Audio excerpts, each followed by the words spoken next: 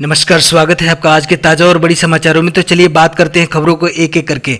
अगर इससे पहले कि आप हमारे चैनल पर नए हैं तो चैनल को सब्सक्राइब करके बेल आइकन को दबा दें ताकि सभी प्रकार के लेटेस्ट न्यूज़ की जानकारी मिलती रहे।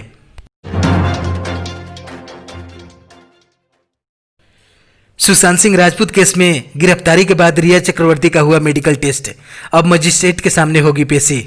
जी हां, आपको बता दें कि सुशांत सिंह राजपूत केस में रिया चक्रवर्ती को गिरफ्तार कर लिया गया है। एनसीबी ने रिया को गिरफ्तार किया है। अब उनके मेडिकल टेस्ट किए जाने हैं। नारकोटिक्स कंट्रोल ब्यूरो द्वारा गिरफ्तार किए जाने के बाद रिया चक्रवर्ती को मेडिकल जांच के लिए ले जाया जा रहा है। नारकोटिक्स कंट्रोल ब्यूरो के डिप्टी डायरेक्टर केपीएस मल्होत्रा ने कहा कि रिया चक्रवर्ती को आज देर शाम वीडियो कॉन्फ्रेंसिंग के जरिए मजिस्ट्रेट के सामने पेश किया जाएगा। एनसीपी के उप महानिदेशक एम ए जैन ने कहा कि कुछ ही देर में मजिस्ट्रेट के समकक्ष रिया चक्रवर्ती को पेश किया जाएगा। हमें उनकी रिमांड की जरूरत नहीं, इसलिए हम उनके न्यायिक हिरासत की तलाश करेंगे। इसके साथ ही उन्होंने कहा कि हम उनकी कस्टडी रिमांड के लिए कह रहे हैं, क्योंकि हम जो पूछताछ उनके साथ करना चाहते थे वो पहले ही कर चुके हैं। रिया की गिरफ्तारी के बाद सुशांत की बहन प्रियंका ने ट्वीट कर कहा कि भगवान हमारे साथ है। रिया चक्रवर्ती की गिरफ्तारी के बाद बिहार के डीजीपी गुप्तेश्वर पांडे ने कहा है कि उनका ड्रग पेडलर के साथ संबंध था, इसलिए उसे गिरफ्तार किया गया है। इसके साथ ही डीजीपी ने कहा कि नारकोटिक्स कंट्रोल बोर्ड को रिया चक्रवर्ती के खिलाफ अहम सबूत मिले हैं। रिया की गिरफ्तारी के बाद उनके वकील सतीश मान सिंह ने कहा कि 3 केंद्र की एजेंसियां एक महिला के पीछे इसलिए पड़ी हैं क्योंकि वह एक ड्रग एडिक्ट शख्स से प्यार करती थी। गलत तरीके से ली गई दवाओं की वजह से उस शख्स ने सुसाइड कर लिया। बता दें कि सोमवार को रिया ने सुशांत की बहन प्रियंका के खिलाफ बांद्रा थाने में शिकायत दर्ज कराया था। 10 सितंबर से रेड, ग्रीन और वॉयलेट लाइन पर भी चलेगी मेट्रो। ब्लू पिंक लाइन पर भी हुआ फैसला। जी हां, आपको बता दें कि दिल्ली मेट्रो निगम ने केंद्र सरकार की अनलॉक 4 की गाइडलाइन के बाद मेट्रो सेवाएं 7 सितंबर से कुछ रूटों पर शुरू कर दी थी, लेकिन अब गुरुवार यानी 10 सितंबर से दिल्ली मेट्रो की सेवा रेड, ग्रीन और वॉयलेट लाइन पर भी शुरू कर दी जाएगी। वहीं ब्लू और पिंक लाइन पर भी कल से मेट्रो सेवाएं शुरू कर दी जाएगी। इन दोनों लाइनों पर 171 दिनों के बाद यात्री सफर कर सकेंगे। आपको बता दें कि कोरोना महामारी के कारण दिल्ली एनसीआर में मेट्रो सेवाएं 22 मार्च से बंद कर दी गई थी और 169 दिनों के अंतराल के बाद 7 सितंबर से सेवाएं बहाल की गई हैं। लापता हुए 5 भारतीय नागरिकों को चीन में मिलने की गई पुष्टि। जी हां, आपको बता दें कि चीन ने अरुणाचल प्रदेश से लापता हुए 5 भारतीय युवकों को अपने यहां मिलने की पुष्टि की है। इस बात की जानकारी मंगलवार को केंद्रीय मंत्री किरेन रिजिजू ने दी है। रिजिजू ने बताया कि पीएलए ने पुष्टि की है कि अरुणाचल प्रदेश से लापता युवक उनके यहां मिले। सभी भारतीयों को भारत सौंपने की प्रक्रिया चल रही है। केंद्रीय मंत्री किरेन रिजिजू ने मंगलवार को ट्वीट कर बताया कि चीनी सेना ने भारतीय सेना द्वारा भेजे गए हॉटलाइन मैसेज का जवाब दिया। उन्होंने पुष्टि की है कि अरुणाचल प्रदेश से लापता 5 लोग उनकी तरफ मिले हैं। उन लोगों को हमारे अधिकारियों को सौंपने के तरीकों पर काम चल रहा है। बता दें कि अरुणाचल प्रदेश के 5 युवकों की अपहरण की जांच के लिए एक पुलिस टीम को मैकमोहन लाइन से सटे सीमावर्ती क्षेत्र में भेजा गया है। यह लाइन अपर सुबनसिरी जिले को तिब्बत से अलग करती है।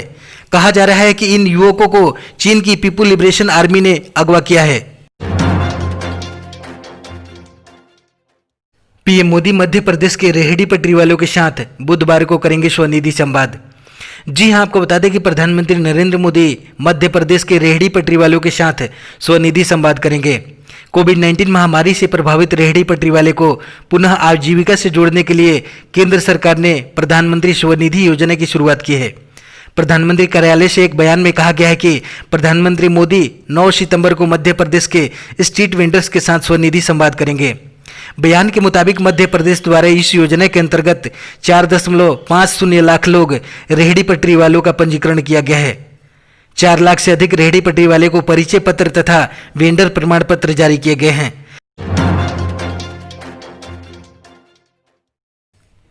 सिंगापुर सरकार ने विदेशी वर्कर्स को काम करने से रोका, भारतीयों को भी बड़ी मुश्किलें।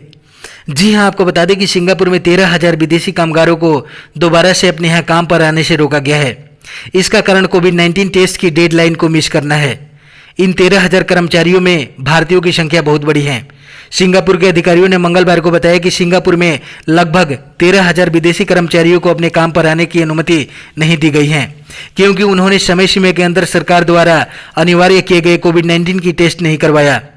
स्वास्थ्य मंत्रालय ने एक बयान में कहा कि इन 13,000 विदेशी कर्मचारियों के लिए एक्सेस कोड की स्थिति लाल रहेगी और वे काम पर वापस नहीं लौट सकते। बयान में यह भी कहा गया है कि यह कदम अन्य कर्मचारियों के स्वास्थ्य और सुरक्षा को ध्यान में रखकर लिया गया है। इन कर्मचारियों ने 5 सितंबर को रूटीन टेस्टिंग करवाने से चूक गए थे। एसबीआई किसानों के लिए लॉन्च करेगा नई लोन स्कीम सफल। जी हां, आपको बता दें कि देश का सबसे बड़ा कर्जदाता स्टेट बैंक ऑफ इंडिया किसानों के लिए आसान शर्तों पर कर्ज उपलब्ध कराने के लिए एक नया लोन प्रोडक्ट को लॉन्च करने की योजना बना रहा है। बैंक के एक शीर्ष अधिकारी ने बताया कि सफल नाम से लॉन्च किए जाने वाले लोन प्रोडक्ट सफल के तहत अब तक कोई कर्ज नहीं लेने वाले ऑर्गेनिक कॉटन प्रोड्यूसर्स को आसान शर्तों पर कर्ज उपलब्ध कराया जाएगा। एसबीआई के प्रबंध निदेशक CS शेट्टी ने फिक्की और फिटनेस कॉन्फ्रेंस में कहा है कि देश का सबसे बड़ा कर्जदाता कारोबार पैदा करने के लिए आर्टिफिशियल इंटेलिजेंस और मशीन लर्निंग का बड़े पैमाने पर इस्तेमाल कर रहा है। हम अपने रिटेल सेगमेंट से बाहर निकलकर किसानों तक पहुंचाना चाहते हैं। इस समय हम न सिर्फ क्रॉप लोन दे रहे हैं बल्कि जल्द से जल्द ही safe and fast agriculture loan Safal को लॉन्च करने वाले हैं। भारत में कोरोना वायरस से पिछले 24 घंटों में सबसे ज्यादा 1133 की मौत। जी हां, आपको बता दें कि भारत में कोरोना वायरस से पिछले 24 घंटों में अब तक की सबसे ज्यादा मौतें दर्ज की गई हैं। एक दिन में देश में 75,809 नए कोविड-19 के केस दर्ज किए गए हैं। इसके साथ ही देश में अब तक कुल कोरोना के मामले 42,80,422 हो चुके हैं।